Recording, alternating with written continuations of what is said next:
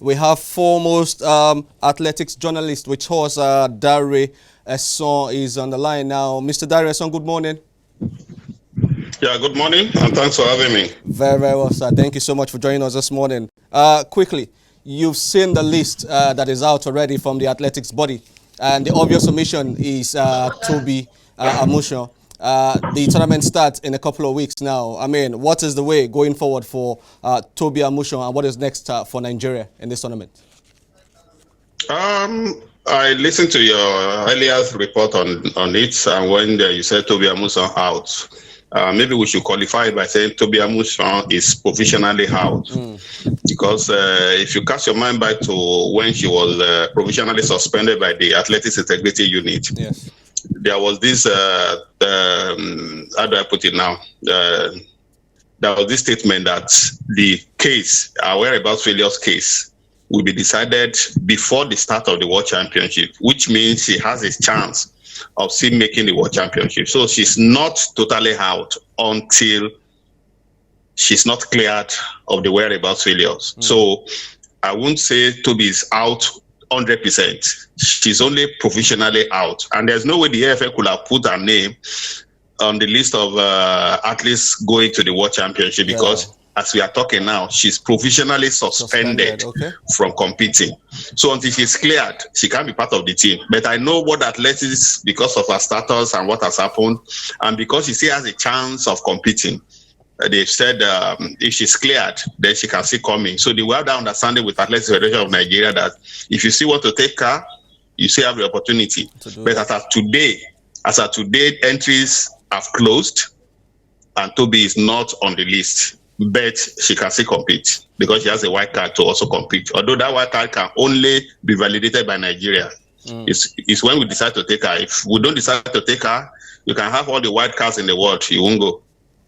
Okay, so pending the outcome of that investigation, Tobi Amusan is still provisionally suspended. Now, what are our chances going into this tournament for getting gold medals? I hope, and I'm praying that it doesn't come to pass. I hope this will not be one of the worst campaigns in the competition, because our best bet, our surest bet of winning a medal still remains Tobi Amusan. I would have said it's a Brume because a Brume happens to be a big occasion athlete. She has the temperament to perform at big occasions, but this year she has not been in the kind of form that will inspire you leading to the World Championship.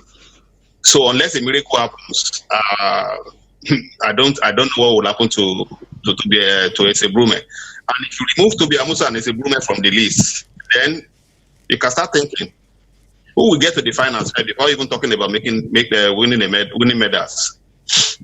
It's tight. It's tough. And the relays that we all depended on, two of our big star athletes have withdrawn. And that means we practically have no chance of winning a medal in the men's 4x100 meters. But like they say never. Because we still have a couple of athletes that we think with good batting exchange, maybe they can make the final. And when you make the final, anything can happen. I remember 2008 Olympics. We were actually fifth, but because of some disqualifications, we ended up, as of today now, being a silver medalist. Wow. So it can happen. So I won't rule it out, but like you normally do when you preview a competition, you preview based on the current trend, based on the current form. We don't stand a chance. But that doesn't mean we may not win something. So if I'm basing it on current form, apart from Tobi, that will have been a sure banker for a medal. In fact, she will have won that gold back to back. Wow, fantastic. But unfortunately, she's having this issue, and I don't even know if she's cleared now. I don't know how mentally prepared she is. I like she's been training.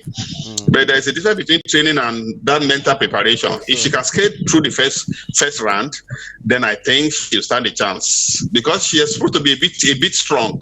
Because she was still competing after knowing that she has failed 3 whereabout tests. And she was running times that she has never run before, leading to a major championship. So let's just hope that she's going to be clear, because that's a major hopes Medal of hopeful. getting a medal. Fantastic, But fantastic. like I said, the Brume's form has been indifferent this season, so I can't really place my bet on Italy. So what that means is that we may end up not coming back with any medals, like we did in 2001. I think that we did in 2005. So in essence, Mr. Darius, we can only hope for the best going into this tournament in Hungary and Budapest. Athletics expert there, Mr. Darius. Many thanks for your time. And one last question before you go. How do you think the preparations has been for the guys going to the tournament, and what can we learn going forward in other situations we are putting ourselves in? To also say the truth, there has been no preparations. The athletes are scattered wherever they are. Wow. And they just come to Budapest and start competing. The Kenyans are in a training camp now. Jamaica is a training camp. The US are in a training camp. I mean, especially for relays, because this one is an individual sport. Absolutely. But it's when you have relays that you set up like a training camp for 2 weeks before the major championship so that they can perfect batting exchange. True. Because when they start when the event starts, there's no way you can call somebody who's going to run 100 meters tomorrow to come and do batting exchange. So that's why they do most of those things a week, 2 weeks before the major championship starts. But unfortunately, we are taking 4 relays now. I think 4 relays to the World Championship. Yeah. And there has been nothing like batting exchange practice. It's horrible. Oh. But that's what AFN has become in the last few years. Oh, thank you very much, Mr. Darius, for your time here on Afrosport.